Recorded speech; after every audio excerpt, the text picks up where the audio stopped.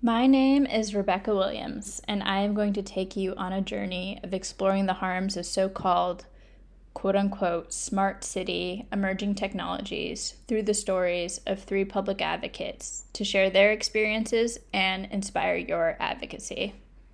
Tell me your name and what smart city project you've been involved in.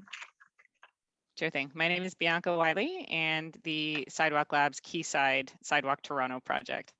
I'm Kevin Webb, and I am the director of Shared Streets, and I work on a variety of kind of transportation-related technology projects with cities and private sector. So I've been thinking about kind of smart cities from the perspective of how it shapes the way we move around cities. My name is Leah Horgan. My relationship to smart cities is, I guess it's just kind of a big feature in my PhD dissertation research.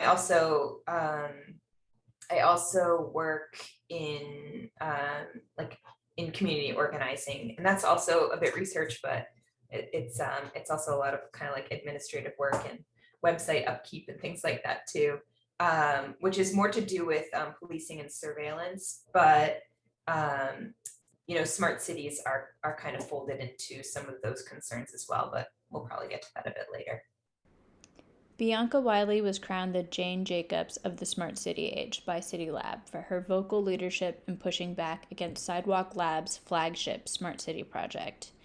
She will be the first person to tell you that it was a group effort, with much of her advocacy focusing on ensuring smart city projects are democratically informed and that cities are not privatized. It's touted as a bold experiment in city building, promising a new kind of neighborhood enabled by data, artificial intelligence, and robots. Spearheaded by the biggest tech player there is, Google's parent company, in partnership with Waterfront Toronto, the Quayside project will occupy 12 acres of underutilized land on the east side of the harbour in Ontario's capital city. Is this good news or too good to be true?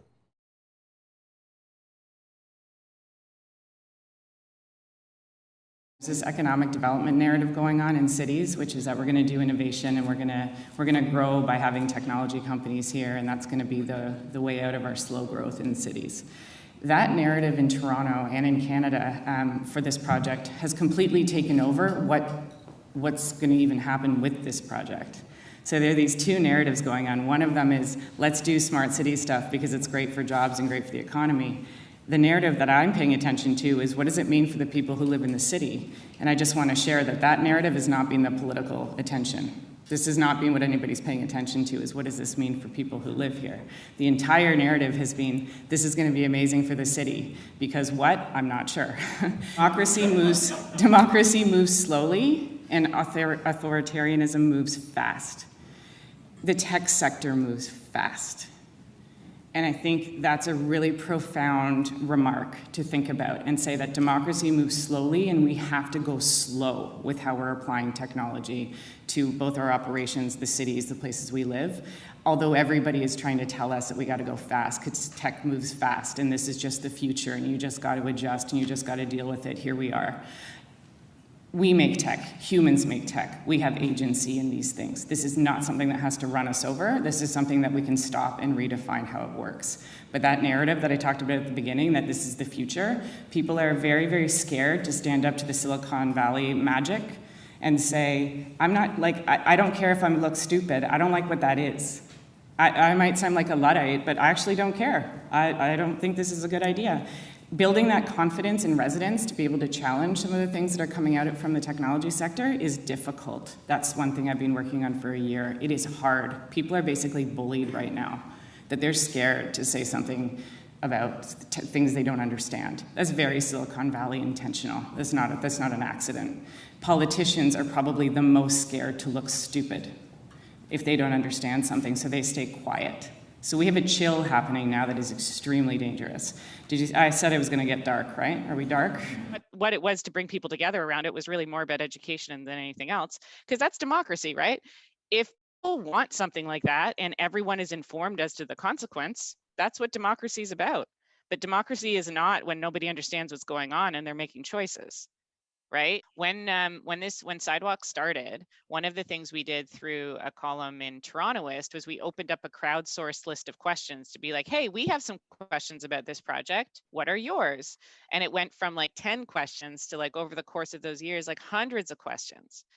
And I think that in this moment, it's so important to know that this area of technology and governance, whether it's smart cities or more broadly just tech policy, it's not well in hand. It's not well in hand globally. It's not well in hand at the nation state level. It's not well in hand at the municipal level.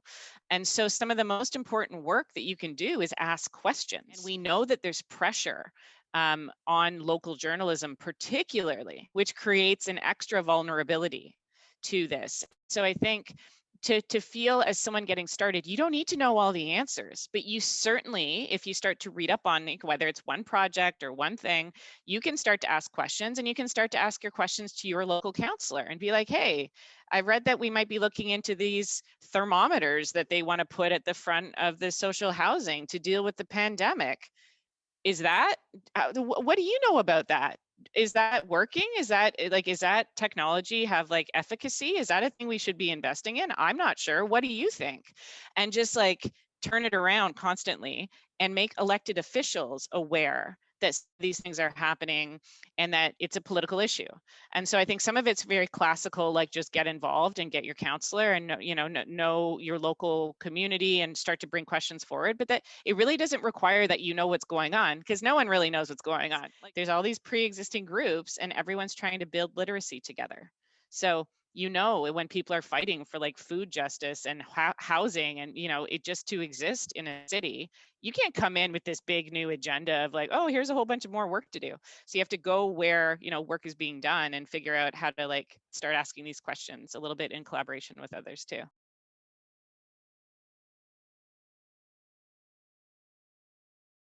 The second thing that's happened through this project is what I'm calling like a significant blurring of the line between the market and the state. Is that you've got a corporation who, if you didn't know any differently, was talking like they were the government. I was at the first meeting for this project, and you had two CEOs, both American, by the way, which is interesting too. The head of Waterfront Toronto, which is a tripartite public corporation, which is tasked with developing the waterfront, and the CEO of Sidewalk Labs. And they were talking about increasing affordability, sustainability, building resilient cities. And honestly, if you were sitting in the audience, you would have thought for sure that they were elected officials, but they're not. This is extremely confusing for a resident.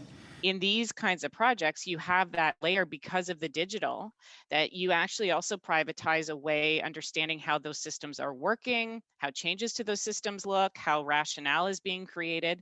So that becoming proprietary is something to be very concerned about, and it's different. For me, the magic wand wave, one of the things would be to make sure that there is capacity building going on within the publicly paid lawyers who are overseeing these kinds of tenders that need to understand. So what happens when we privatize this level of governance? What happens when there's a problem and someone needs to bring their rights forward and say, hey, what are we doing, city or government, about this thing? Because I think, as you might have heard, like your rights are only as good as your access to them, right? And I think the governments need to play a much stronger role in protecting and understanding digital rights. And right now, the capacity is not there. It's not happening through policy right now. It's not happening through digital rights principles. It's not happening generally. Yes, we're seeing some really encouraging bans and policies and charters. It's starting, but you can still really move quite easily through some looseness of those kinds of protocol. And so I think that would be a really specific way to get at some of the big risks right now.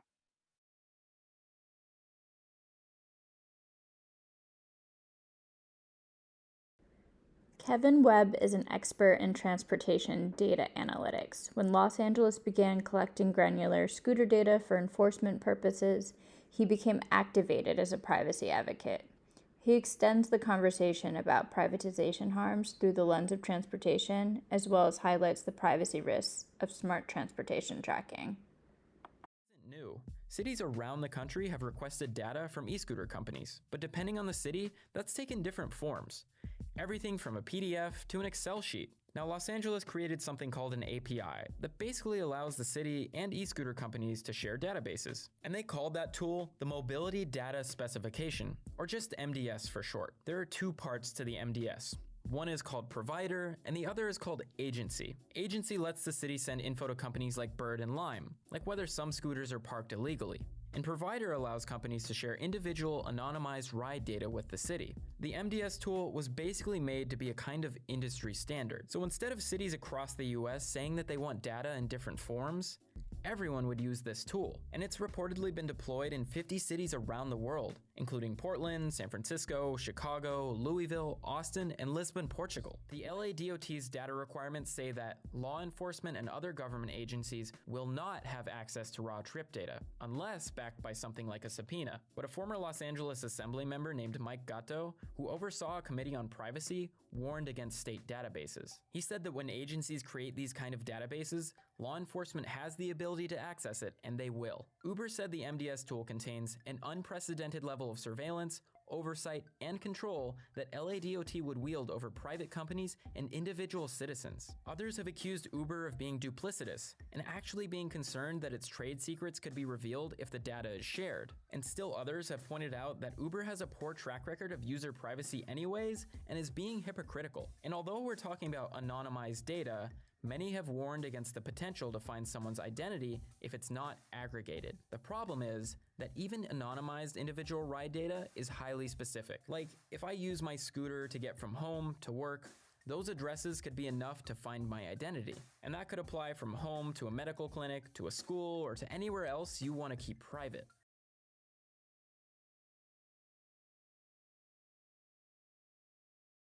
And this is something I think is not well understood by many of the people I've worked with in the public sector, is a shift from private sector innovators, from vendors and kind of people who are selling services to government to enable public sector to do its work, to a vertical integrator who's working really from a consumer-oriented perspective and building platforms that consumers are benefiting from that provide the services that actually in some ways compete with what government was doing before. And we see this tension starting to occur with Uber. This is something that's played out quite a bit in the US and in many other parts of the world, where there's this kind of question about really who's in control of this future that's emerging. I think Evgeny Morozov said something interesting about this.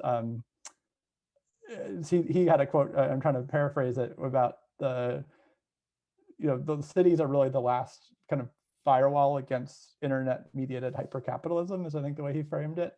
And that this is really a moment in time where we have to think about how we use cities as a defense against emerging business structures that are extractive or not ideal, not aligned with the public interest. And that cities actually represent a really powerful tool for that, because they're a way of organizing people and commerce and governance in ways that are really fundamentally useful. And I think we're underappreciating the role that not, and cities are kind of a complicated idea, but the role that local government plays and the role that communities at an urban scale play in building responses to that sort of economic structure. Data is actually becoming increasingly a competitive advantage rather than an open platform we can build on top of.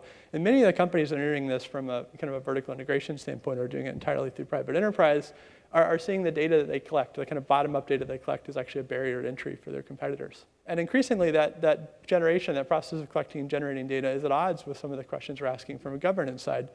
And again, we've seen examples of this come up. I'm going to use Uber again, and I actually don't want to give the kind of sense that I'm doing this beat up on Uber. Actually, I think it's actually a really interesting example of this. One of the challenges I think we have right now for folks that work in the public sector as regulators, or folks that work on kind of building, in the public interest in a variety of different ways, is that these problems are pretty multifaceted and complex, and they're tied to a lot of the bigger challenges we're fighting right now around antitrust and kind of commerce at a global scale that, we already have had long discussions about the way that shaped things like media and journalism, which are fundamentally parts of cities. And we're very familiar with the ways that those have affected us. I think we're less familiar with the ways that those are now affecting more day-to-day life in urban environments. I think we've started to see that in transportation first. And that's been why I think companies like Uber have played such a substantial role as a disruptor and kind of driven a lot of really healthy debate among regulators about how we respond to private capital and deployment. It does appear, it appears overwhelming, but it also, I think, is a really neat moment to have this conversation at a local level, because On the broader tech regulation side of things, there's an incredible amount of optimism about where we're going with regulatory, kind of interventions in the tech industry more broadly. It's a moment of incredible innovation around this and a lot of forward momentum and bipartisan kind of excitement around reform. And I think that one of the best things you can do if you're working at a local government is start to learn about what's actually happening there.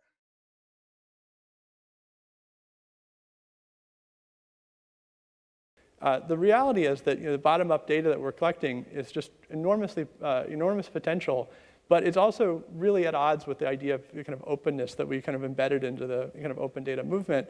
And the reason why is that it's about us as individuals. And this is a map of my life in DC, or Washington, DC, where I live. This is a data that's collected just passively as a user of Google Maps. My phone tracks my movement over the course of the day. Not only tracks my movement, it tracks where I went to and what I was doing there. It knows I went to the gym. It knows I went to the World Bank for a meeting. It knows that I rode my bicycle in the morning. It knows that I took the train home in the evening. So not only the activities, but the modes and the kind of times of this. And this is data that's just passively collected as part of just having the phone in my pocket and using Google Maps. On one hand, this is enormously just powerful data. This completely transforms the way we think about transportation planning, the way we think about operational questions in kind of transport world. But it also brings up enormous questions about sharing this data. This is data that is beneficial to everyone to understand and aggregate and to understand how to use. It's incredibly sensitive for me personally for this to become part of an open data kind of conversation. How do we make that jump? So addressing the kind of privacy concerns, the tension between me as an individual contributor to this understanding and me as a private citizen.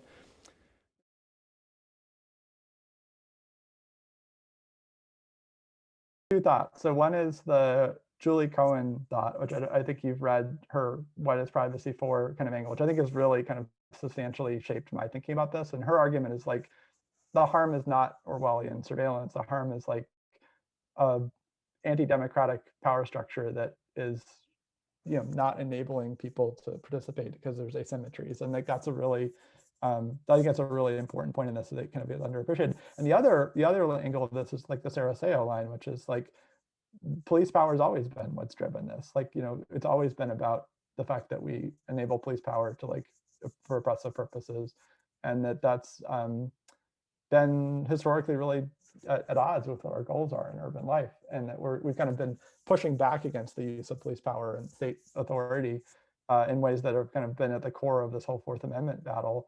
I think some of what we see at the local level, and this is definitely true around things like policing and kind of the way we think about security in local government, has a little bit more of a control-oriented perspective about kind of top-down interventions and using technology to intervene in public life in ways that can be detrimental. And unfortunately, there's a history in cities of that. I mean, a lot of the things we're dealing with in land use policy, have a not great history around the ways in which we use local power to really undermine a vibrant community or undermine a participatory community. I think we have to be very careful not to allow that to be the dominant narrative in local government and its role in technology regulation. Instead to say, look, cities actually can be champions of a more progressive and inclusive economy.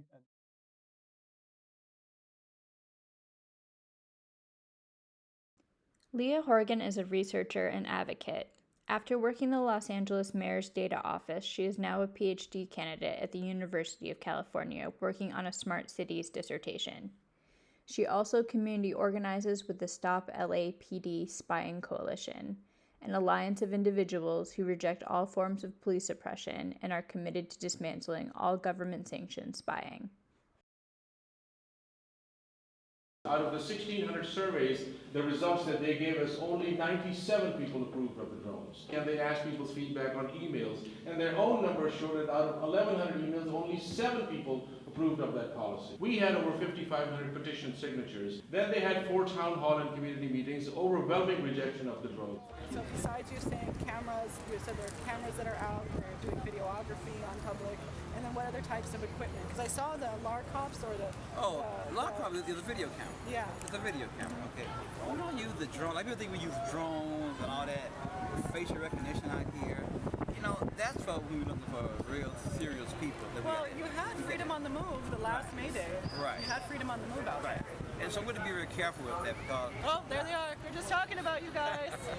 The issue with No, Phil, stand real quick to them. See that? There they are. We were just talking about that, right. Continue to watch the Watchers at protests and events in our community in order to document the police presence and the tactics they are using to spy, surveil, and infiltrate our movement. It's important that communities watch the Watchers so they know that we will not allow them to violate our human rights. We ask you to join us in your own community. Please find out more information by going to www.stoplapdspying.org.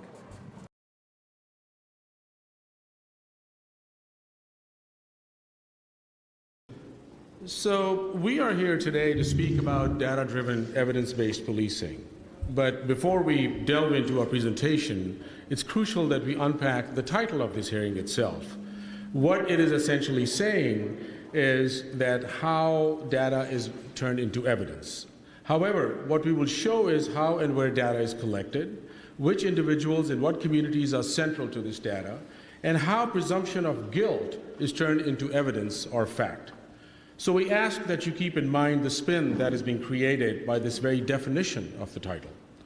Yet in that process, we will see how race and racial profiling remains central to these programs, and in the process, how communities are pathologized, how they are demonized, and how they are criminalized, to make that jump from presumption to evidence to ultimately contain, control, and criminalize. The work of the Stop LAPD Spying Coalition offers a deeply enriching and provocative understanding and analysis that exposes multiple layers of the national security police state. These tools of social control are deployed through many sectors, including social services, healthcare, housing, and employment.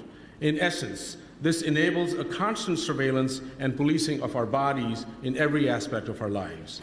Communities of color, immigrants, and poor folks are the primary targets of these modes of surveillance. The Coalition's work does not take a top-down policy reform or recommendation approach, nor do we seek more transparency and oversight of policing, an institution that remains inherently violent and flawed by design.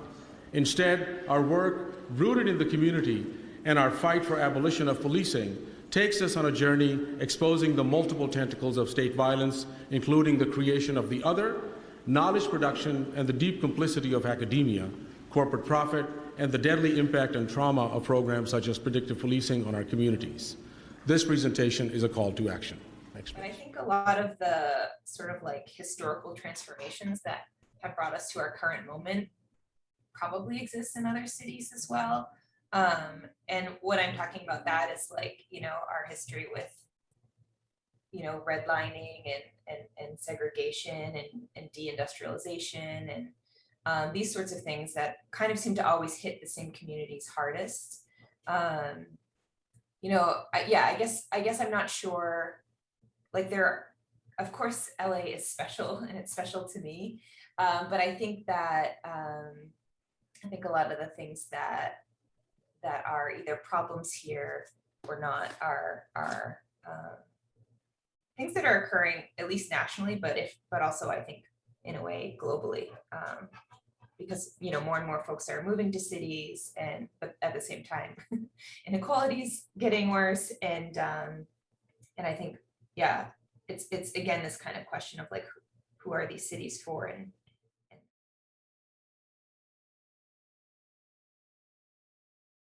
like part of the reason why I got involved in like abolitionist and policing work is because I did kind of see that like our visions of future smartness or what it means to become smart or data driven really is reliant on data collection, increased data collection, and kind of like a naturalization of either explicit surveillance, like video surveillance, or like dataveillance, just collecting more data and sharing it, you know, across departments, because a lot of the kind of smart city rhetoric is sort of about this idea of like interoperability and seamless integration. I mean, that wasn't what the data team that I worked with, you know, was working on. They were kind of trying to open and standardize data and, you know, make data more efficient within departments. But I think a lot of the, you know, private tech industry that's involved in envisioning the future smart city is more about this kind of like responsive city. And it's like, yeah, well, how do you become responsive? You have to know, you have to know where people are and what people want, and this, that, and the other thing. It's really about resources and like what we could call like epistemic infrastructure, which is to say that constantly data-driven technology, smart technology are pitched as a way to do government more efficiently and be more cost efficient. But without really understanding that like it takes like a heroic financial and like labor effort to become data-driven in the first place. So it's like all of our limited resources are sort of being put toward the project of becoming smart and not being put toward the things that caused us to have the problems that we are trying to solve in the first place. And so like this could look like in Los Angeles, for instance, there were some city-based projects, but there were also like nonprofit and academic projects about using predictive models to predict homelessness as a means of homelessness prevention.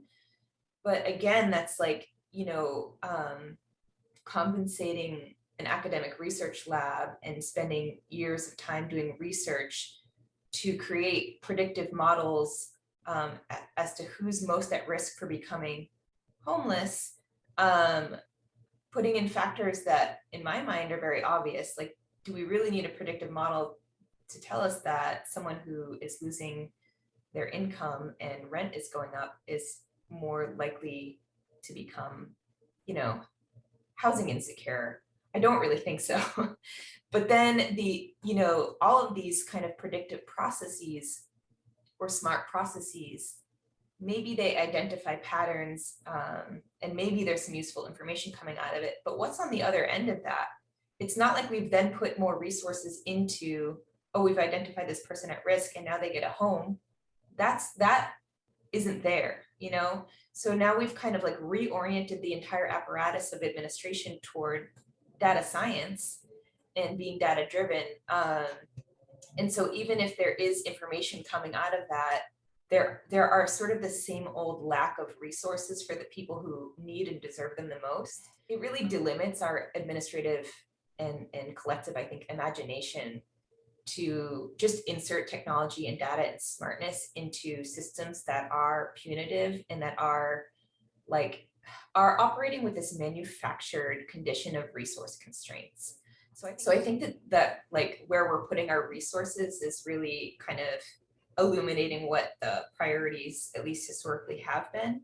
And just layering smartness on top of that is exacerbating or kind of naturalizing some of these things.